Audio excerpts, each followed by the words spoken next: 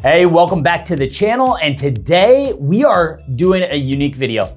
I am sitting down and letting you in on a conversation with three of these amazing mortgage lenders who do a lot of mortgages in the Detroit metro area, and we are talking all things about what's going on with the Fed rate cuts. Are they happening? Are they not? How's that impacting mortgage rates, and how that impacts maybe your decision to either buy or sell a home here in 2024. So we are excited. We're gonna dive in and cut to the live discussion that I have with them. Enjoy. All right, Jeff Packer here. I am with three awesome individuals who all in their own right kick butt and take names when it comes to the mortgage business. They do a fantastic job and give a white gloves experience to their clients. And that is why we love them. And so I've got Gerhard with Cross Country Mortgage. I've got Mark Copeland with Mortgage One. And I've got Nathan Kunst with Honest Mortgage. So guys, we are talking interest rates. They have been the hot topic for the last 2 years. So one of you dive in a little bit here, talk. We know rates were super low for a long, long time, but then it almost seemed like overnight they just went up and raced up, and then they've kind of been fluttering around those higher rates as where they are today. And so just talk about that a little bit. Sure. Go ahead, Grant. You calling on us? Go ahead, Grant. All right, yeah. So these interest rates have definitely been kind of a surprise. I think COVID, like everything else with inflation that we've seen over the past, couple of years, it's just COVID kind of did a number on this the rate market, right? They dropped rates to get some money movement in the real estate sector, and now I think we're dealing with a lot of that repercussion. I agree. Yeah, it's inflation. If everything goes up, rates have to go up with it. With hyperinflation that was caused by COVID, overprinting of money, the government really liquidating things, getting the economy rolling after COVID. It might have gone a little over the top. You've got supply and demand, too much supply, too much demand, not enough supply. In a lot of things, which drove up prices, and of course that drives up interest rates. Federal Reserve, of course, their Federal Reserve is designed not to get too deep into the weeds on that, but the Federal Reserve is supposed to do their best to get that inflation down, and their primary way to do that is to increase the Fed funds rate. Yeah. That increases the cost of borrowing money and is supposed to slow the economy down. The reason rates have been persistently high is the economy's not slowing down. The Fed has raised the Fed funds rate to the highest level they want to raise it to, and the economy's just not slowing down, so they have to leave it there a little bit longer. Hopefully this year we'll see things turn around a little bit. I agree with Mark. I think the big like word that sticks out to me is inflation, right? Reacting from trillions of dollars spent in COVID, which we don't have to live there again. That naturally is going to increase consumer spending. And the good part about that is home values haven't gone anywhere, right? And so part of this high interest rate market can be taken as a positive. Everybody's sitting on an incredible amount of equity, but nobody looks at the interest rates and gets excited. So it's one of those having your cake and eat it too situations where we're dwelling a little bit in at least my world in the industry, we're dwelling a little bit on higher interest rates, but there's a lot that can be done. There's a big advantage to having a lot of equity in your home, and we're seeing people take advantage of that too. Oh, for sure. And historically speaking, right, this is kind of an average interest rate. Yeah, it really is. Yep. Believe it or not. Yeah. I bought my first home in 2005, and the rate was at 6%. So the fact that we're between that 6-7% rate, right, is it is pretty average. So yeah, absolutely. All right, guys. Well, hey, you guys have touched on this a little bit already, but what impact has the rise of rates had on real estate values? Well, I'll jump in. Supply and demand really is what's driving real estate values. They haven't fallen because there's still enough demand. There's still more than one person that wants to buy every house out there. There isn't enough houses for everybody that wants to buy. It's not the frenzy we saw a few years ago, but there still is plenty of demand and not enough houses for how many people want them. So I think that higher interest rates haven't had that big of an impact. What they have done is probably slowed down things a little bit. We're not seeing the huge appreciation we saw a couple of years ago with the really low rates. So it did slow things down, but at least we're not going backwards. A lot of people were predicting that we were going to go backwards in values, and that just hasn't happened. No. And I would agree. I've got the chart up here. So it's like December 2020 interest rates in the 2%. And then here we are now, 7% range, October of 23, right? At that same time, we'll call it 2020 average home value, and Jeff, you can probably hit on this, was around $330,000. And while rates were increasing, home values were continuing to increase. That's a unique thing about what we're going through. And it's exactly to Mark's point, it's a supply and demand thing. And there's less homes on the market. There's an infiltration of millennials wanting to buy homes a little bit later than some previous generations. And that's causing a huge influx in demand while the supply is not necessarily increasing. So we're looking at this like, hey, interest rates are going up. Okay, it's about time for home values to drop. No, and we went through this thing where interest rates had to continually and aggressively rise just to combat the home value issue that we were seeing with inflation. Yeah, you guys hit the nail on the head, and obviously that's why we don't have inventory, right? Everybody's sitting at their 2-3% rates, and to do the same deal they did whenever it was 2-3 years ago, I mean, it's going to cost them a heck of a lot more. So again, we understand the dynamics that are there with the real estate, but we know that despite some of that stuff, people are needing to move. We've got people, whether it's outgrowing their home, whether it's a job relocation, whether it's just the home doesn't meet the needs that it once did. Obviously, we still have people that are going through tragic situations like a loss of a loved one that might be prompting a move, or a divorce situation. And so we have all these reasons in which people still need to buy or sell a home and things like that. And so what are some of the clients that you guys have helped over the last year? What was their unique situation? How did that play out? And how did they handle the fact that, like Grant, you said, like, they may have a pretty great interest rate on the home that they own right now, but that home doesn't meet their needs anymore. So how are they, making that transition? Yeah, well, I got a perfect story. We just closed a client actually last month that bought 3 years ago. There was a job loss within the family. That was their first time purchasing a house. So got through all that. They had racked up a bunch of credit card debt, and obviously all their equity was, all their money was in their house. So we were able to have a consultation, go through and navigate a way to basically pay all their credit card debt off and purchase a new house that would work for the family. And they were actually they ended up saving money monthly. So it was wow.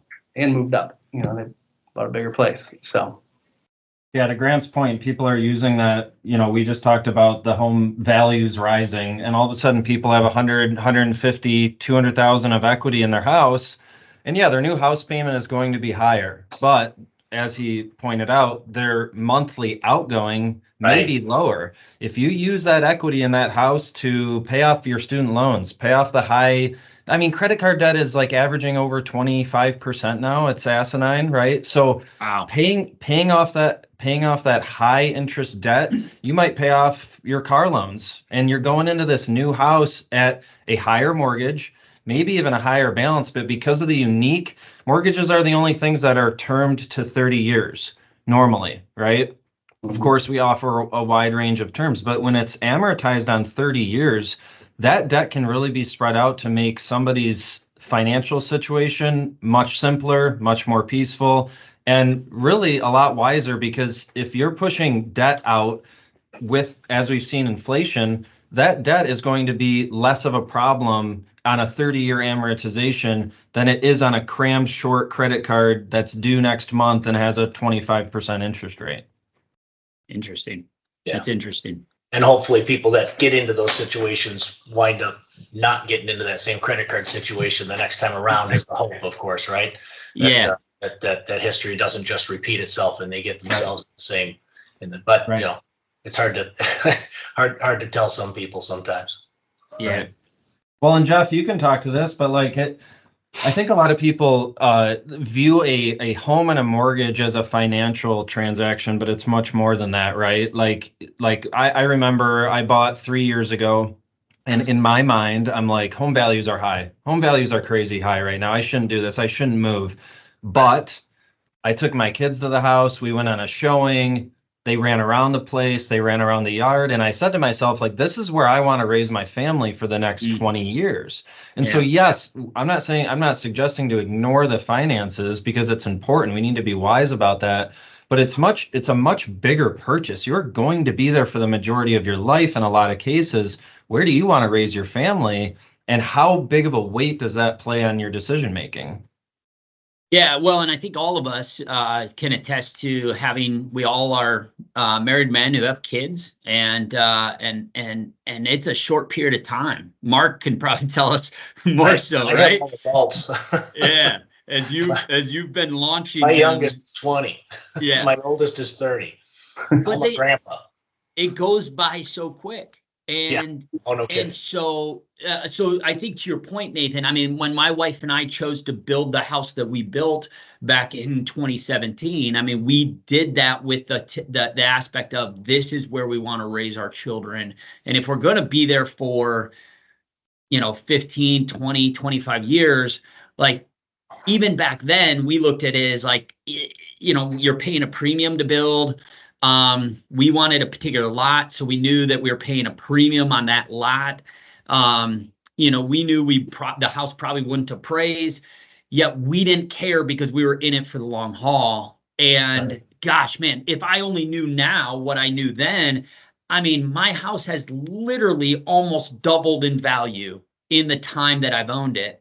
And I can't think of a greater investment incentive to just go, okay, great, we're in the home we want to be in for the long term. But not only that, it's like, it has helped me increase my net worth drastically, way more than had I stayed put in the first home that I had purchased. And and look, my family and I, we all could have stayed in that first home perfectly fine and lived there. But the decision to move up really paid off really well. And so I get that people might be listening to this going, man, but I'm too late.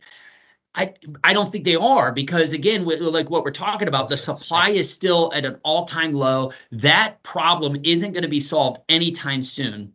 No. And demand is still outpacing supply. And so all we can see and predict is that prices are going to continue to go up. What we just don't know for sure is, how are the interest rates going to be? Are they going to go up? They're going to go down? They're going to stay the same? That all is stuff outside of our control. Obviously, it's what the Fed decides to do here in March and in May. But we do need to dive back into that topic. So, yeah, so let's say predictions for 2024 here.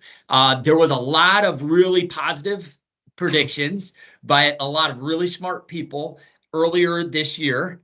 And then that's all shifted and changed almost in the last like 30-ish days, right?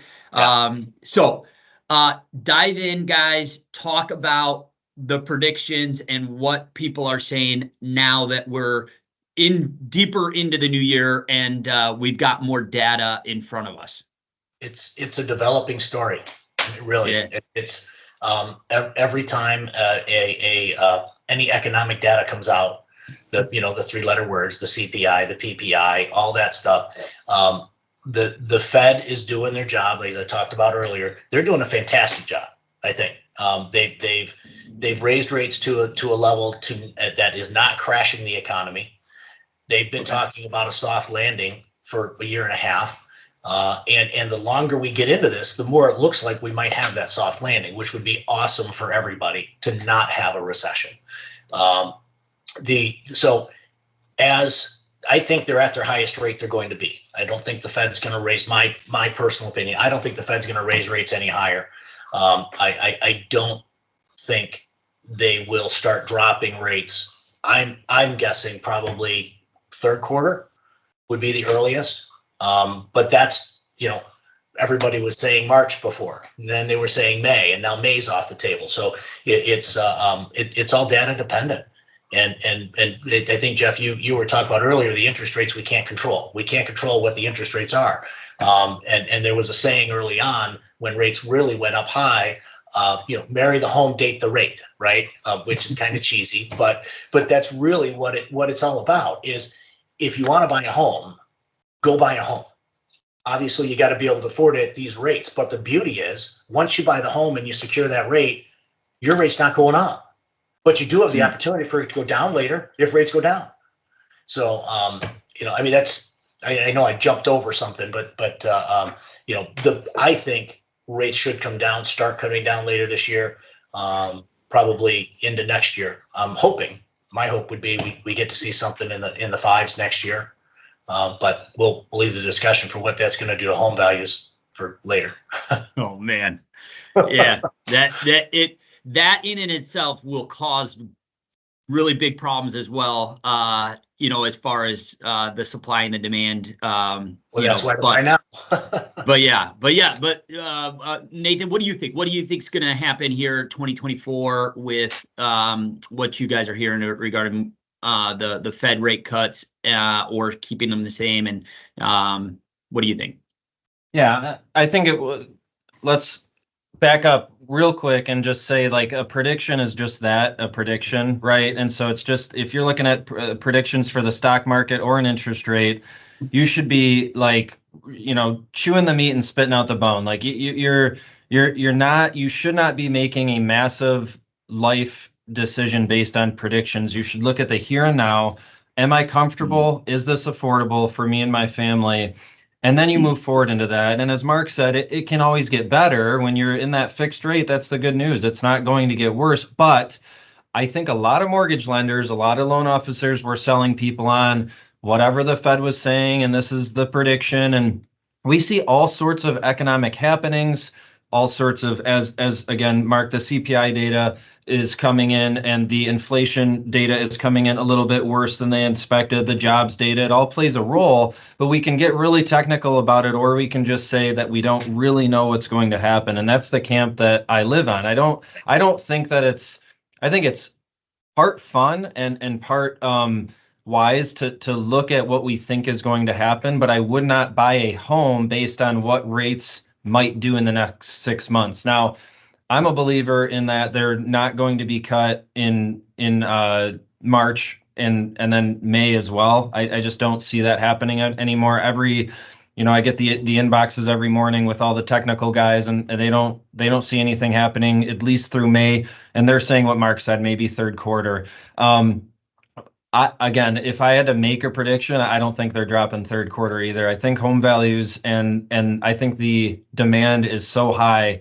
We're all sitting on pre-approved clients that just can't wait. And if they even sniffed down a quarter point, there's the opening for a floodgate of people to say, okay, like I'm a little bit more comfortable now, I'm going to pull the trigger. So I think the good news, again, on that side of things is, like, home values, if I were to predict one thing, it would be that home values are not going anywhere down anytime soon, because they have an immediate, which makes it a good investment, but they have an immediate source to stabilize them if they were to ever dip at all.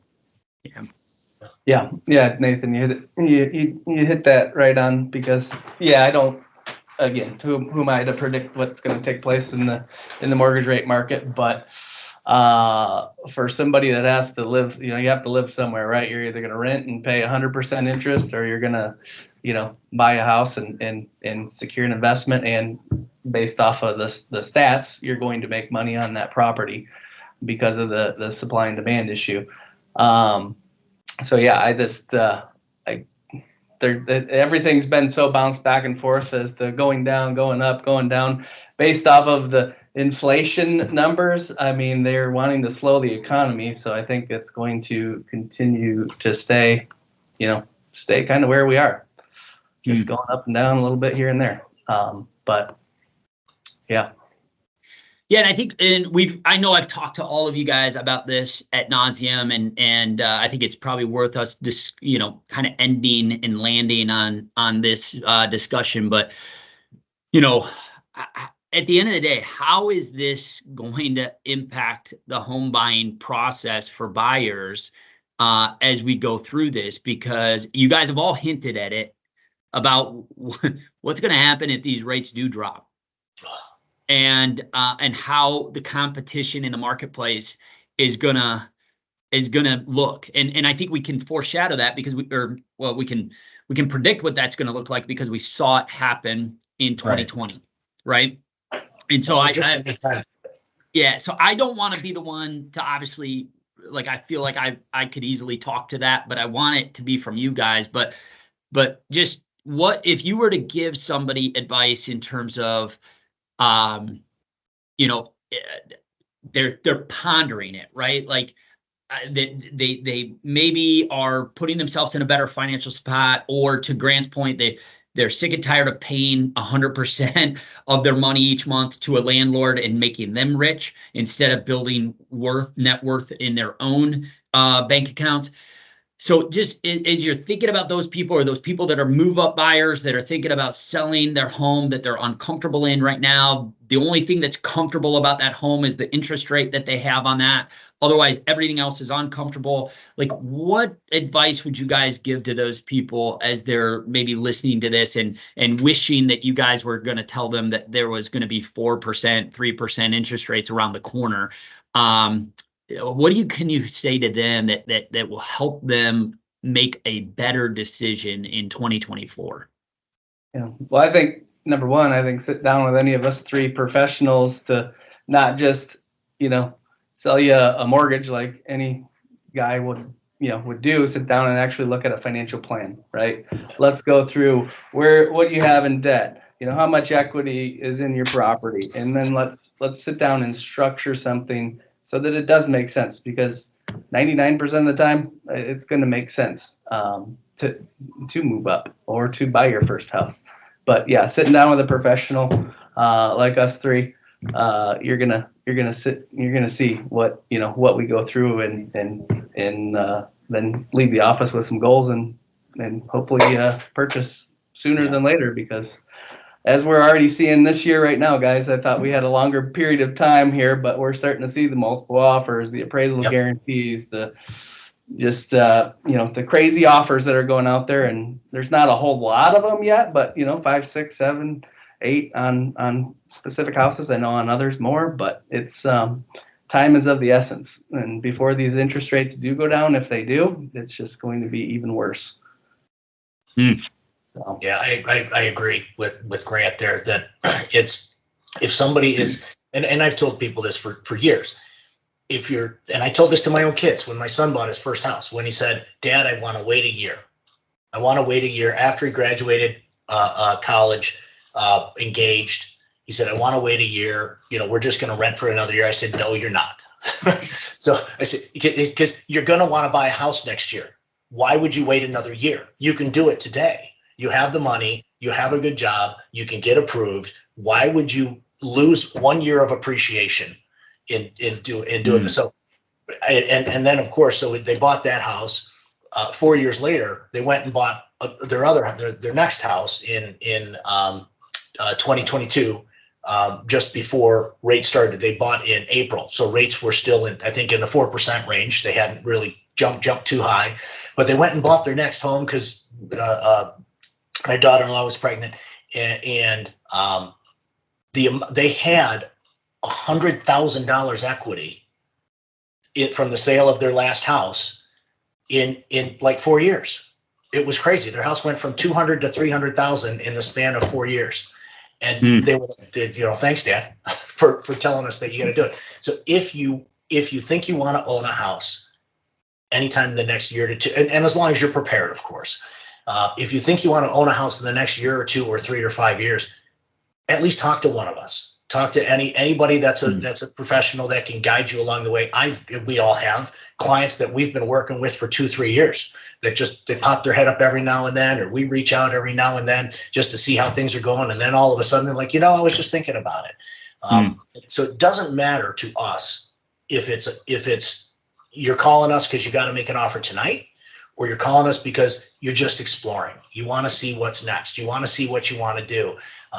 We price out plenty of houses for people. People get their pre-qualification done, and then we start running numbers. I tell people all the time, I don't care if it's the house you want to buy. Especially the first-time buyers, because there's so many of it. It's such a big part of our business now is first-time buyers, that I want them to know what they're going to get into. I want them to know what that cash to close requirement is, what that payment's going to be, what that future payment's going to be after the cap comes off the taxes. There's so much information to impart on them that we can't really impart on them if it's just hey, I get a pre-approval, I got to make an offer, and then I'm buying a house. There's the educational part to be a consultant to help them along the way and make sure they know everything that they're going to be getting into. Absolutely. Yeah, I would agree. I mean, just to wrap that out, I would say, if somebody's in that upgrade scenario, back to what Grant said, like run the math. Your total monthly outgoing might improve using the equity in your home. It might not be as bad as you think it's going to be. And then for that first time home buyer that's not, that's going to come up with money to bring to the table, I would say, like, get your ducks in a row, right? To Mark's point, like, it's okay to reach out and to take that first step. I think there's a daunting aspect to a mortgage, even the term, and especially in a younger person's mind, that really doesn't need to be there. We're not, at least the three guys on this call, we're not these, car salesman that's going to push you into a house that you don't want to be in. One of my favorite stories from this year is somebody that didn't end up buying with me, but they made an offer on a few homes. They went through the process of getting pre-approved. They had a real estate agent take them into a couple homes, and they ended up saying, you know what, this market's not for us. We're going to rent in Detroit for a year. Fine. But they know when their rent is up, they know what it's like. They've been there before. They know what they're up against. And they know if they find the property that's really right for them to start their family in, they know how to jump on it at this point. Versus someone who's perusing around online, never looked into anything financially, and all of a sudden they see the home of their dreams. They're not in a position to really jump on it and get the house that, might pass them by if they had their ducks in a row. Right. Yeah, guys, I think that's super helpful. I think reality is, and I've seen it from my perspective, being the one who's showing people homes and helping, people sell their homes, is that the buyers and even sellers who become buyers who prepare and meet early and often with their lender and make sure that their credit is squeaky clean so that they get the best rates, right? They make sure that they know where their funding's coming for the down payment, because again, depending on what you're putting down is going to potentially impact interest rates. And especially these first-time home buyers who they don't know there is grants out there and down payment assistance and programs that maybe are more lucrative for them to consider and get into versus thinking that they've got to put 20% down, right, all the time. And so I know for me, I've appreciated the fact that you guys have all taken the approach that we're going to educate these clients. We're not the blind leading the blind. We're going to really give them expert advice so that the house that they purchase becomes the American dream, not the American nightmare, right? And the problem is, and because I see this, there are plenty of mortgage people out there. It's just, I'm going to put you into our fancy computer and hope that it spits out this pre-approval letter. And they've never really looked at, because there's certain debts that you guys don't have to necessarily look at. There's certain payments you guys don't have to necessarily look at, all this stuff that still impact somebody's monthly financial budget. And yet it's not being considered in the mortgage. And so again, having somebody like you guys who can really walk somebody through the process, I think is just super, super crucial. So, hey guys, we're out of time. I appreciate you guys. I think this is hopefully going to be something super helpful for those that have taken the time to watch this video. If you are watching this video, we hope that you enjoyed this. Thanks, and everybody have a great day. Hey, thanks for tuning in. I hope you enjoyed that discussion. Look, there's a lot to consider when it comes to buying or selling a house, and it's not as maybe cut and dry as it was a handful of years ago. So, hope that discussion was helpful for you. Remember to subscribe to our channel, like this content, and we'd love to hear from you. Feel free to make comments on our comment chain and check out all of the information in the description. We have tons of resources for you. Thanks and welcome home.